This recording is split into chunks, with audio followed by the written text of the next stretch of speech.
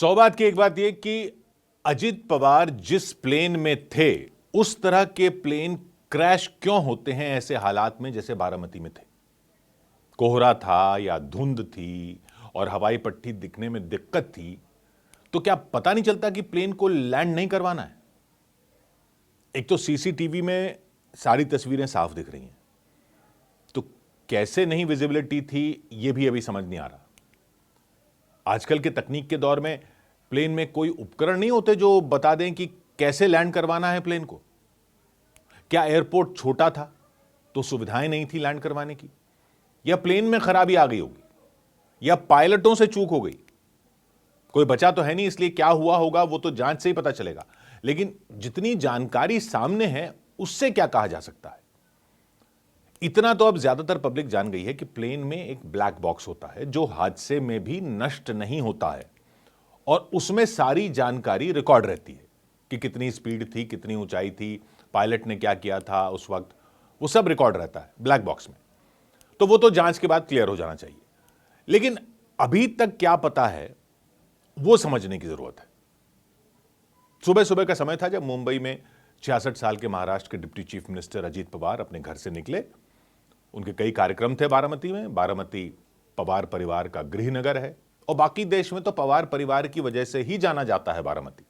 ये पुणे जिले में पड़ता है, यानी मुंबई से ज्यादा दूर नहीं है, करीब 250 किलोमीटर। वो एक इस छोटे प्राइवेट प्लेन में सवार हुए। बॉम्बार्डियर नाम की कंपनी, हवाई जहाज बनाने वाली कनाडा की कंपनी है, वो बनाती है ये प्लेन लियरजेट 45। ये एक मीडियम साइज का बिजनेस जेट है जो तेज उड़ता है। तो तेज उड़ता है और इसका कई लोग इसलिए इस्तेमाल करते हैं क्योंकि ये छोटी हवाई पट्टी पर उतर सकता है। और बारामती में कोई एयरपोर्ट नहीं है जैसा शहरों में होता है, एक छोटी हवाई पट्टी ही है जहां लियरजेट 45 जैसे छोटे हवाई जहाज उतर सकते हैं। मतलब जो हवाई जहाज बड़े होते हैं उनके उतरने के लिए 1.5-2 किलोमीटर की सड़क चाहिए होती है हवाई पट्टी वाली, तब जाकर वो उतर पाते हैं, क्योंकि उनका वजन बहुत होता है और स्पीड ऐसी होती है कि उतरने के बाद ब्रेक लगाने पर रुकते रुकते प्लेन 1.5-2 किलोमीटर तक जाता है, तब जाकर रुक पाता है। जबकि लियरजेट 45 जैसे छोटे प्लेन 1-1.25 किलोमीटर की हवाई पट्टी पर भी लैंड कर लेते हैं। हालांकि बारामती में भी हवाई पट्टी बताई तो जाती है कि 1.5 किलोमीटर से ज्यादा की है, लेकिन अभी वहां छोटे प्लेन ही लैंड कर सकते हैं। जिस प्लेन में अजीत पवार गए वो दिल्ली की कंपनी वीएसआर वेंचर्स का था, जो 15 साल से प्लेन किराए पर देने के कारोबार में है। यानी ये एक तरह से टैक्सी की तरह होता है। जैसे टैक्सी कंपनी से गाड़ी किराए पर लेते हैं, वैसे ही इस तरह की कंपनियों से प्लेन किराए पर लिए जाते हैं और पायलट और प्लेन कंपनी के होते हैं। प्लेन में अजीत पवार के अलावा 4 और लोग थे, पायलट, को पायलट, एक अजीत पवार के सुरक्षाकर्मी और एक कैबिन क्रू की तरह चालक दल की सदस्य थी। तो सुबह 8:10 पर प्लेन ने मुंबई से उड़ान भरी। आधा घंटा भी नहीं लगता बारामती पहुंचने में इस तरह के प्लेन से। सब कुछ नॉर्मल लग रहा था। मुंबई में तो आसमान साफ था। बारामती की मौसम रिपोर्ट अब देखने पर पता चल रहा है कि वहां तड़के सुबह तो थोड़ा कोहरा था, लेकिन छटता जा रहा था। और ये तो 8:10 पर मुंबई से उड़ान भरी है इस प्लेन ने, तो तब तक वो काफी छटता जा रहा था। ऐसा अब रिपोर्ट में दिखता है। जैसे जैसे दिन निकल रहा था, कोहरा या जो भी धुंध थी, जो बहुत सुबह तो थी लेकिन वो छटती जा रही थी। तो आगे क्या होने वाला है, जाहिर सी बात है, यह अंदाजा नहीं था पायलट को।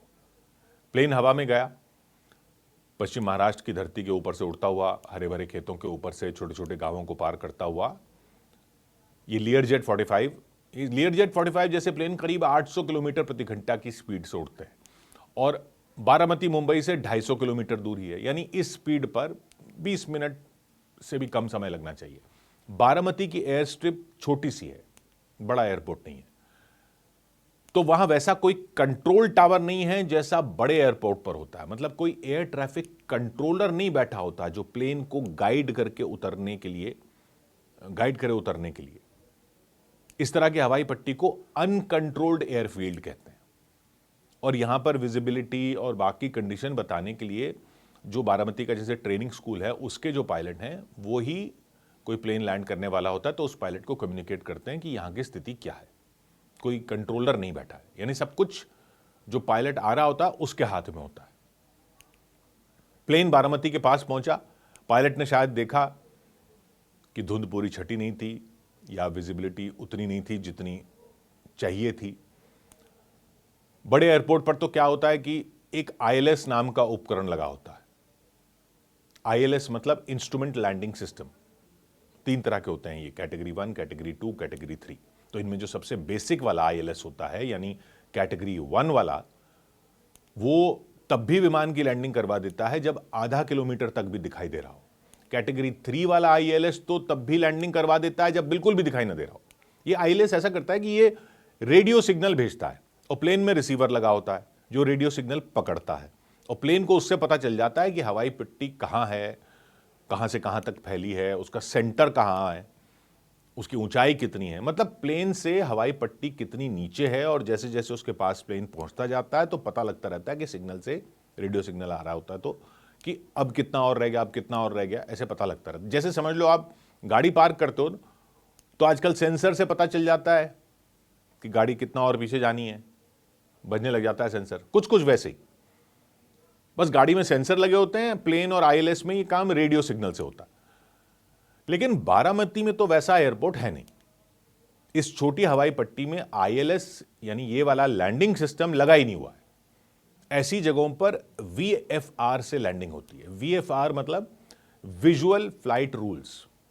ये और कुछ नहीं, मतलब देख के करना है। सीधा मतलब ये कि पायलट अपनी आंखों से देखकर लैंड करते हैं ऐसी हवाई पट्टियों पर।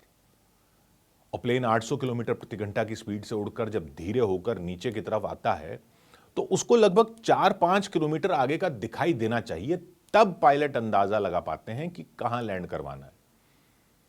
लेकिन ऐसा लग रहा है कि या तो उतना दूर तक नहीं दिख रहा था। अब CCTV देखो तो CCTV की जो फुटेज आ रही है प्लेन के क्रैश होने की और आसपास की जगहों की, उसमें तो सब साफ दिखाई दे रहा है। लेकिन वो सब साफ भी कितना साफ है, पायलट को 5 किलोमीटर आगे तक दिखना चाहिए, तब जाके वो लैंड करवा पाते हैं। तो यह भी मुमकिन है कि तड़के सुबह की धुंध बारामती में पूरी तरह नहीं छटी थी और हवाई पट्टी को पूरी तरह साफ देखने में दिक्कत थी, क्योंकि लैंडिंग सिस्टम तो था नहीं, देखकर ही लैंड करना था। तो प्लेन ने लैंडिंग की ट्राई की लेकिन कामयाब नहीं हो पाया। पायलट प्लेन को पहले एक ट्राई किया और प्लेन को फिर ऊपर लेकर गए ताकि दोबारा अगर कोई धुंध है या कुछ और है उसके ऊपर जाकर फिर वहां से आकर हवाई पट्टी का ऊपर से सही सही अंदाजा लगाकर सही जगह पर उतार सकें।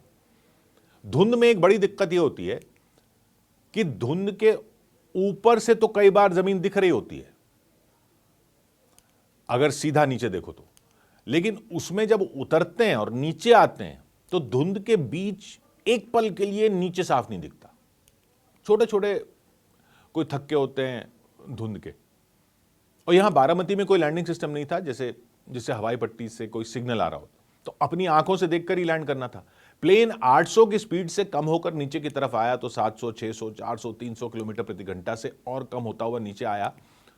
और उस स्पीड पर पायलट अंदाजा लगा रहे होंगे कि रनवे कहां है, और हो सकता है कि कोई धुंध का एक छोटा सा बादल या कोहरे का थक्का कह लीजिए, धुंध का थक्का कह लीजिए, अचानक से आ गया।